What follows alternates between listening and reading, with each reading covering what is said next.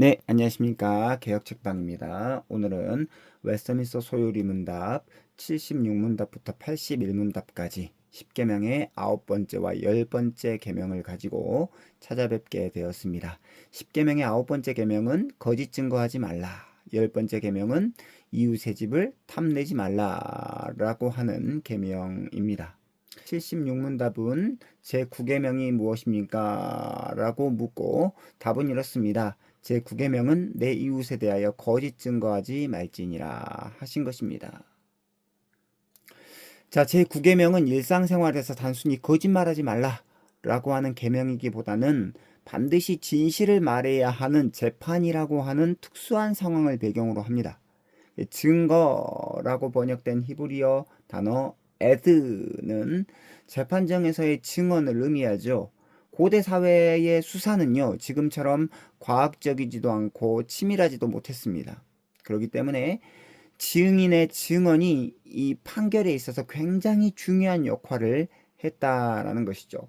아합의 아내였던 이세벨이 사람을 매수해가지고 거짓 증거하게 함으로써 나봇의 포도원을 빼앗지 않습니까?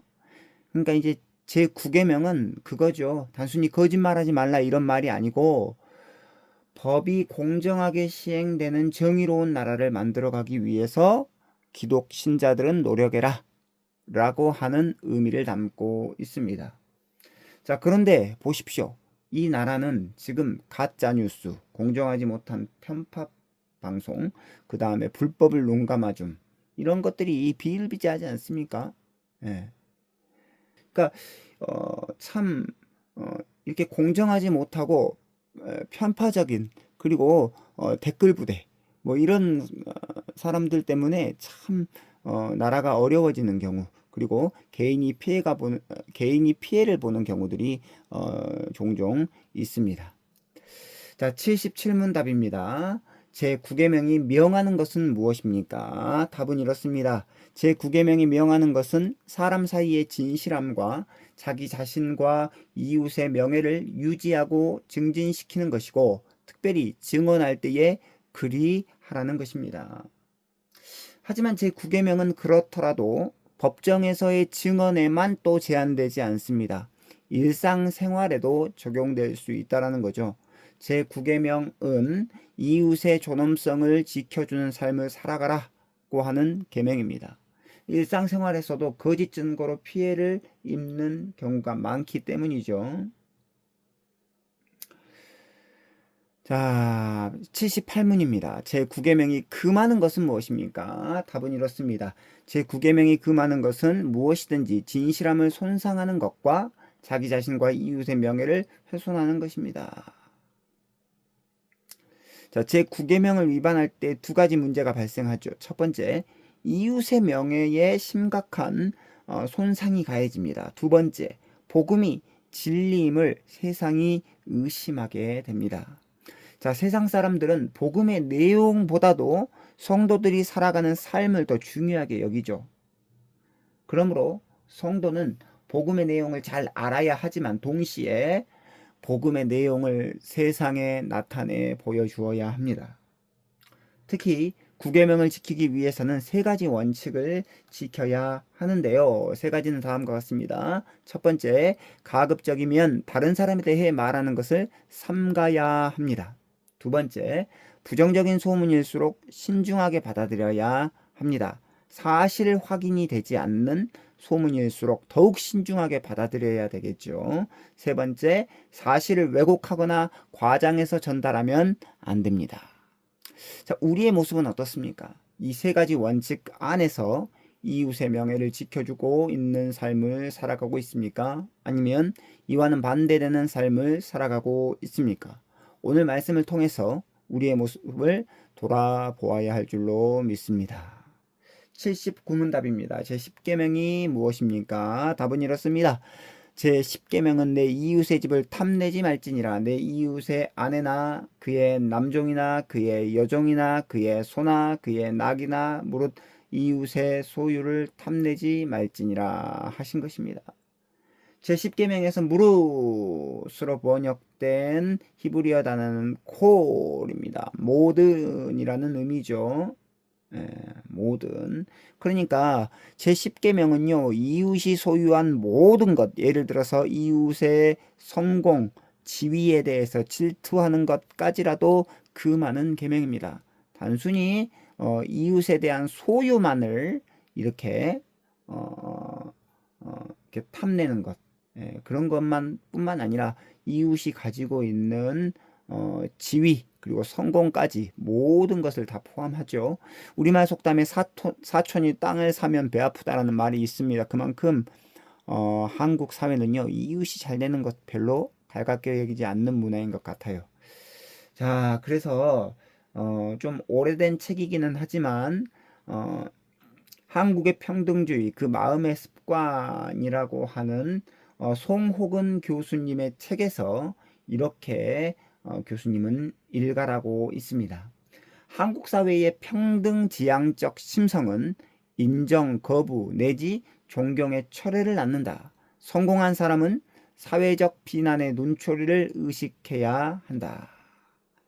그러니까 누구든지 우리나라 사람들의 심성에는 평등을 지향하려고 하는 심성이 있다. 그것이 바로 우리의 마음의 습관이다. 라는 이 책이 그 내용을 말해주고 있는데 성공한 너, 그리고 평범한 나, 잘된 너, 못된 나, 이렇게 서로 비교함으로 말미암아 더 이렇게 좀 상대적인 박탈감이 커지죠, 사람들이. 그렇기 때문에 그런 것들에 대한 격차를 좀 좁히려고 하는 심성이 우리나라 사람들에게 크게 있다라고 송호근 교수님은 이야기를 하고 있습니다. 자, 얼마나 비교하는 비교의식이 크냐. 우스갯소리인데요. 아들이란 존재를 참 재미있게 묘사를 했습니다. 아들을 낳으면은 일촌, 그리고 부모에게 있어서 아들이 낳을 때는 일촌인데 대학을 가면 사촌이 되고, 군대를 제대하면 팔촌이 되고, 장가 가면은 사돈의 팔촌이 되고, 애 낳으면은 동포가 되고, 이민 가면 해외 동포가 되고, 잘난 아들은 또 나라의 아들, 그리고 돈 잘 버는 아들은 사돈의 아들, 빚진 아들은 내 아들.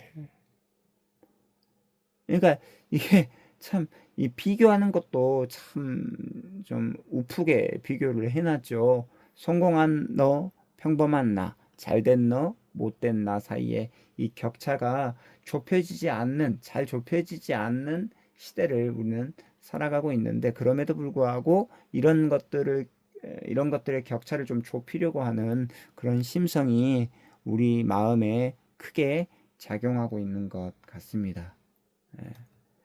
자, 80문답입니다. 제10계명이 명하는 것은 무엇입니까?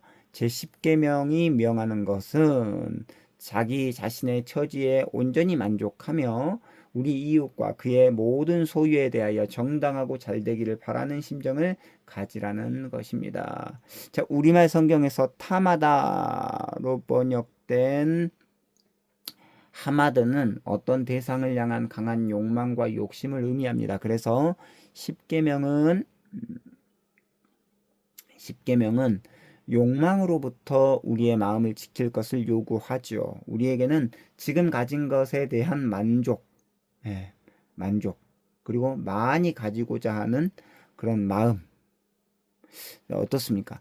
지금 가지고 있는 것에 대한 만족이 없어요. 그리고 더 많이 가지려고 합니다. 그런 마음들이 있죠. 더 큰 문제는 이와 같은 마음이 신앙생활과 결부가 되면 신앙조차도 개인의 이익을 위한 도구로 사용되어진다라고 하는 사실입니다. 이런 부정적인 우리 모습을 통해서 깨달아야 할 것은 뭐냐? 모든 인간이 하나님 앞에서 죄인이다 라고 하는 사실이죠. 81문답입니다. 제10계명이 금하는 것은 무엇입니까? 답은 이렇습니다. 제10계명이 금하는 것은 자기 자신의 처지에 조금이라도 불만스러워하고 이웃의 잘됨을 시기하고 원통하게 여기고 이웃의 것에 대하여 조금이라도 부당한 마음과 욕심을 품는 것입니다. 자, 하나님께서는 인간의 겉모습이 아닌 마음의 동기를 살피시는 분이십니다. 인간이 행하는 모든 죄는 마음으로부터 시작되는데 제10계명은 바로 그 마음의 상태를 교훈하지요. 지나친 욕심을 제어하기 위해서는 모든 것의 주인이 하나님이시다라는 것을 기억해야 되고요. 많이 가지는 것이 행복의 조건이 아니라는 사실도 기억해야 합니다. 그리고 하나님의 인도하심을 믿을 뿐만 아니라 하나님께서 우리에게 주신 삶의 조건에서 최선을 다해서 성실히 살아가는 것이 우리에게 필요하다라는 거죠. 자, 오늘의 말씀 요약입니다. 76문답부터 81문답은 10계명의 9번째와 10번째 계명을 우리에게 알려주고 있는데요. 제9계명과 10계명의 내용은 이렇습니다. 76문답은 이렇습니다. 제9계명은 어떤 손해가 있더라도 재판 자리에서 진실할 것을 명령합니다.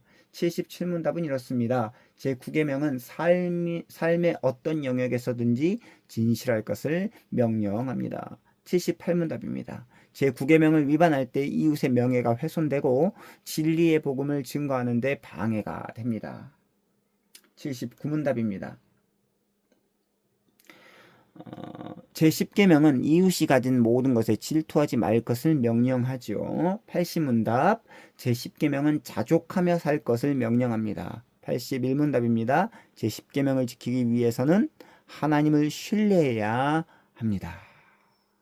자, 오늘 이렇게 10계명의 9번째와 10번째 계명 웨스트민스터 소요리 문답 76문답부터 81문답까지의 내용을 함께 살펴보았습니다. 그러면 이러한 계명을 지키지 못하는, 지켜야 함에도 불구하고 우리의 연약함과 죄성 때문에 지키지 못하는 우리에게 하나님께서 은혜로 주신 방편이 있습니다. 바로 그 내용이 은혜의 방편인데 그 내용에 관해서 이제 다음 시간에 찾아뵙도록 하겠습니다. 좋아요와 구독은 큰 힘이 됩니다. 안녕히 계십시오.